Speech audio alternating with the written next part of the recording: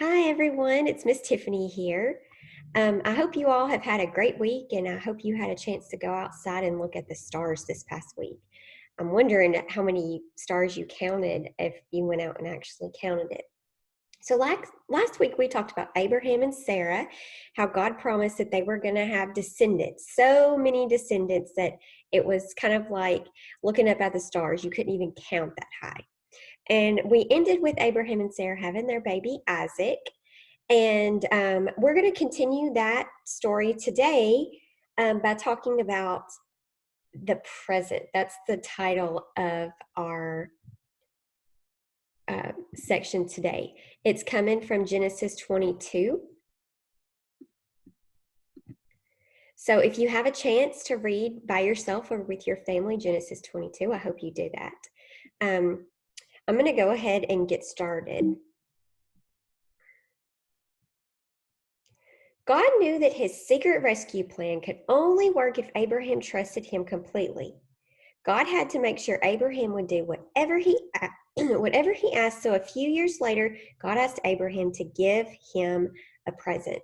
So the secret rescue plan that he's talking about right there, we mentioned this last week, was God would send another baby one day, and this baby would rescue the whole world.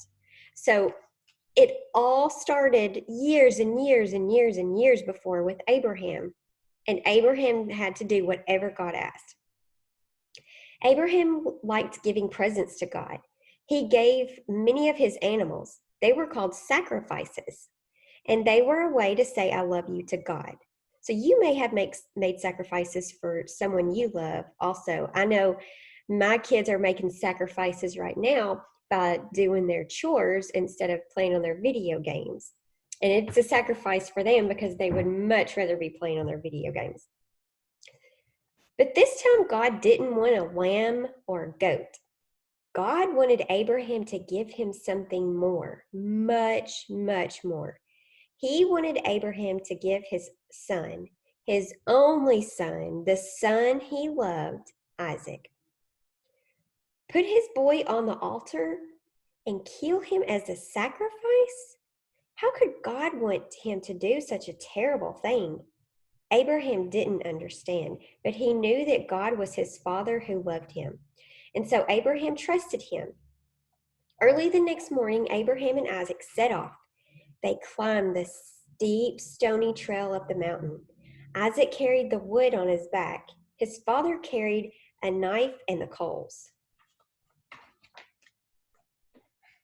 Papa, Isaac said, we have everything except we forgot the lamb for the sacrifice. God will give us a lamb, son, Abraham said. So this right here really stands out for me because even though Abraham was going up there to offer his son as a sacrifice, he had complete faith that God was going to come through and give a lamb, so he wasn't going to have to do this. But if he did have to sacrifice his son, he was still willing to obey. And that is a really good example for us. Together they built an altar and laid the wood on top. Abraham asked his son to climb on top of the wood. Isaac didn't understand, but he knew that his father loved him. And so he trusted him. He climbed up onto the altar, and Abraham tied his boy to the wood. Isaac didn't struggle or try to run away. He just lay there quietly and didn't make a sound. Everything was ready. Abraham took the knife.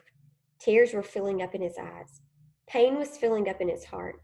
His hand was shaking. He lifted the knife high into the air. Stop, God said. Don't hurt the boy. I want him to live and not die.